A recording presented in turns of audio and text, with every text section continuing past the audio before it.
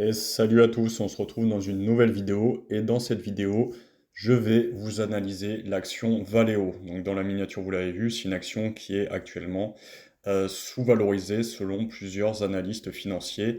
Et je vais vous découper la vidéo de la façon suivante, restez bien jusqu'à la fin pour l'analyse technique. On va faire une analyse fondamentale du titre avec ce que fait Valeo, ses points forts, ses points faibles, comment la société se positionne par rapport à l'équipement automobile. Et ensuite, je vous ferai à la fin une analyse détaillée au niveau de l'analyse technique. Donc on attaque directement. Donc Valeo, pour ceux qui ne connaissent pas, on va aller voir la présentation de la société Valeo avant de rentrer dans les détails. Donc le profil de l'entreprise Valeo, Valeo SE est un fournisseur automobile mondial basé en France. La société conçoit des solutions pour la mobilité intelligente avec un accent particulier sur la conduite intuitive et la réduction des émissions de CO2. Donc là, on est en plein dans les acteurs qui luttent contre le réchauffement climatique, malgré le fait que, bien sûr, les véhicules polluent, et donc on cherche à adopter toujours des solutions.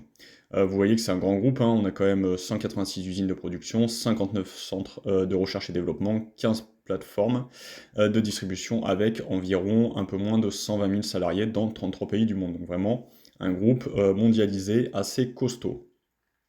Qu'est-ce qu'on peut dire sur le groupe? Donc là, vous voyez qu'au niveau du sentiment des analystes, eux prévoient une baisse. Pourtant, j'ai trouvé, moi, de nombreuses analyses qui pensent que l'action est sous-évaluée d'une quarantaine de pourcents. Au niveau des statistiques clés, vous voyez que le PER est élevé, hein, 24,54, ce qui est un peu élevé pour une société comme ça, hein, on va pas se mentir. Le résultat net 125, le BPA 0,5, et vous avez un dividende de 0,42 autour de 3,40%. Si je vous présente cette action, c'est plus par rapport au fait qu'elle soit sous-évaluée, comme l'a demandé un abonné, qu'une action qu'on va garder très longtemps en portefeuille. Pour moi, c'est vraiment aller chercher de la plus-value relativement rapidement sur ce type d'action et s'en dégager par la suite. Il y a des actions bien plus solides que ça, mais j'insiste sur le fait qu'elles soient vraiment, selon moi, sous-évaluées. Ce qui va nous intéresser également au niveau de l'analyse fondamentale. Donc vous voyez qu'au niveau des analystes, on a 6 à l'achat, 7 à conserver, 1 à la vente. Vous avez le ratio du versement pour le dividende qui est assez élevé, hein, 82,40%, mais en croissance de 16% sur 5 ans. Les résultats, donc vous voyez que au niveau du résultat net, hein, il y a une baisse hein, incontestable hein, de 2017, 2018, 2019, 2020, période Covid, forcément on est en négatif, et on commence à remonter légèrement la pente depuis 2021. Si on se base au niveau trimestriel, pareil, ça reste relativement faible pour Valeo, qui a eu une baisse au niveau du Q3, Q4 2024 et qui recommence à remonter en Q1, Q2 2025. Donc vraiment quelque chose d'assez intéressant. Au niveau, je vous ai trouvé un petit article de l'Argus, il faut savoir que dans ce secteur, il y a quand même beaucoup de concurrence. Donc vous voyez les résultats des principaux équipementiers automobiles en 2024. Je n'ai pas trouvé plus récent que 2024. Donc vous voyez qu'on a plusieurs groupes, hein, Axia, Aquel, vous avez Bosch également, vous en avez plusieurs. Continental également, Forvia, groupe français également, hein, qui a été dans le dur aussi, hein. Vous avez Goodyear, Michelin, Hop Mobility, et vous terminez l'article par Valeo. Donc Valeo voit l'année 2025 de manière très positive. Au cours de l'exercice 2024, l'équipementier automobile a atteint ses objectifs de rentabilité. Valeo fait état d'une marge EBITDA à 2,86 milliards d'euros, soit une progression de 8%, ce qui est quand même pas mal. Quant à la marge opérationnelle, a atteint 919 millions d'euros, donc plus 9,7. Le flux de trésorerie libre a représenté 480 millions d'euros. Le fournisseur français a enregistré un chiffre d'affaires de 21,5 milliards, légère baisse en deçà des 23 milliards attendus. Pour 2025, l'équipementier français vise un chiffre d'affaires compris entre 21,5 et 22,5 milliards, avec une marge représentant 13,5 à 14,5% du CA. Valeo prévoit également une amélioration du flux de trésorerie important libre de 500 000 millions d'euros en moyenne. Donc ça, on a l'aspect, on va dire, à peu près au niveau des fondamentaux de la société. Donc on va axer ensuite sur le groupe, hein, la répartition de son CA et les activités de Valeo. Donc il faut savoir que Valeo, voilà, je vous ai mis la petite infographie. Vous avez 3 divisions concernant Valeo. Donc Valeo Brain, rendre la conduite plus sûre, plus immersive à l'intérieur du véhicule. Valeo Power, donc décarboner la mobilité et optimiser la gestion de l'énergie. Et enfin, Valeo Light, donc tout ce qui va être rendre la conduite plus sûre et plus immersive à l'intérieur du véhicule. Donc tout ça, quand on voit le marché mondial des voitures, c'est vraiment un marché qui est énorme, avec énormément d'acteurs, mais vous avez toujours besoin d'équipementiers solides pour que ces véhicules soient toujours plus performants, plus sécurisés, etc. Donc on va voir chacune des divisions, hein. On va commencer par la division Valeo Brain. Donc vous voyez, je vous ai mis un peu l'infographie que j'ai trouvée sur leur site, hein. Un véhicule 9 sur 3 est équipé des technologies Valeo Brain, donc c'est quand même énorme, hein. On parle au niveau mondial. Aujourd'hui, près de 50% des véhicules sont équipés de systèmes avancés d'assistance à la conduite, donc ça c'est pareil, de Valeo. D'ici 2030, on estime que plus de 90% des véhicules seront équipés de ces technologies avancées. Le contenu externalisé par véhicule d'ici 2030 grâce à l'adoption des architectures centralisées, donc x10, hein, et vous avez également le x10, etc. Donc vous avez le petit encart en bas à droite. Valeo est leader mondial de la production de capteurs d'assistance et d'aide à la conduite. Donc tous les capteurs qui bipent là quand on est trop près des voitures, etc. Ça vient de Valeo en grande majorité. Le groupe a déjà produit plus de 1,5 milliard de capteurs ADA au cours des 30 dernières années et en produira encore 1,5 milliard au cours des 5 prochaines années. Donc une accélération au niveau de ce domaine. Dans la seconde partie, on va se pencher sur Valeo Power. Donc Valeo Power, 25% du parc automobile mondial sera électrique d'ici 2030 selon les projections. Alors sur l'électrique, on revient un peu avec la décarbonation qui ne serait pas une énergie aussi vertueuse avec le coût écologique de la construction des batteries, etc. Bon, ça c'est une parenthèse. Augmentation du contenu par véhicule entre un véhicule électrique et un véhicule conventionnel, donc x6. Multiplication du marché de l'électrification entre 2022 et 2030 x 3,8. Et multiplication du contenu par véhicule lié à la gestion thermique d'un véhicule électrique en 2025 comparé à un véhicule à moteur thermique. Vous avez les chiffres clés, donc fin décembre 2024, hein, on est sur les chiffres du groupe. Donc vous voyez, ça c'est la répartition pour la branche Valeo Power. Et enfin, la dernière branche, hein, division light, hein, donc on a un peu moins de choses à se dire, vous avez la répartition 26% du chiffre d'affaires du groupe, le nombre d'employés, unités de production, centre de développement, centre de recherche, hein, je passe rapidement là-dessus.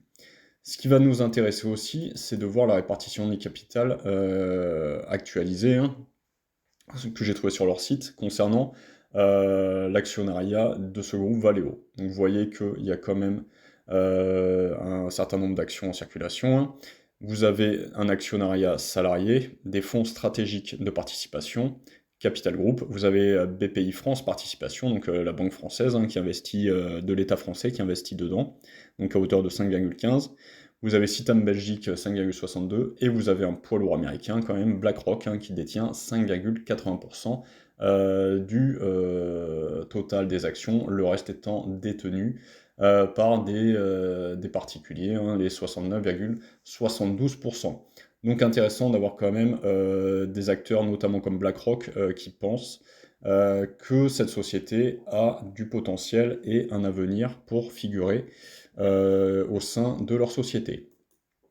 On va terminer ces petites infographies pour nuancer un peu les propos, hein. Je vous dis pas que Valeo faut le garder à vie, hein, loin de là. Vous avez les groupes d'équipementiers qui sont classés, hein. Donc vous voyez qu'on a par exemple le français Forvia en deuxième place, hein. Donc, et vous voyez que dans les 10 premiers, 11 premiers, on voit pas Valeo qui arrive beaucoup plus loin parce que c'est pas un groupe qui a su être croissant au niveau de son chiffre d'affaires et de son résultat net. Donc, pour moi, je vous ai mis dans la miniature, elle est sous-cotée de 40%. Je serai un investisseur, j'irai chercher ces 40% et je sortirai de l'action Valeo. Et pour aller chercher ces 40%, on va passer à l'analyse technique, l'analyse graphique. Donc on est sur l'action Valeo, hein. Donc Valeo, ce qui me plaît dans l'action, c'est qu'on a... faudra que je vous fasse une petite vidéo là-dessus. Je pense qu'on commence à être dans une phase 1 de Weinstein. Vraiment un cours, vous allez voir si on s'écarte, qui commence à se stabiliser. Là, on a eu une grosse chute, hein, en phase 4, on va dire, de Weinstein, des rebonds. Et là, on commence à faire de la construction, de la consolidation. Vous voyez qu'on est sur des niveaux de support importants, hein, le support des 9,80 qui a été percé mais qui a été réintégré. C'est vraiment un support de très très long terme, hein. Vous voyez qu'on a eu des rebonds en 2011, en 2012, on a eu pareil ici en 2020, et qu'on est venu chercher, transpercer à plusieurs reprises entre 2024 et 2025.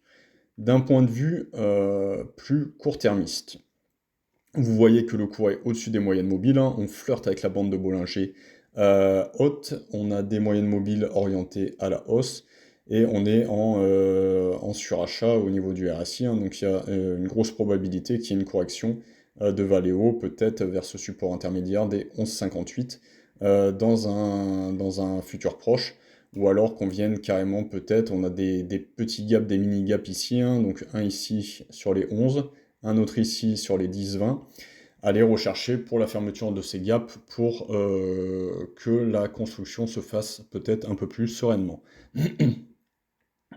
Donc là, à court terme, je pense certainement petite correction, reprise sur ce support, voire si correction plus forte, on va refermer ce premier gap et peut-être ce second s'il y a vraiment une grosse correction.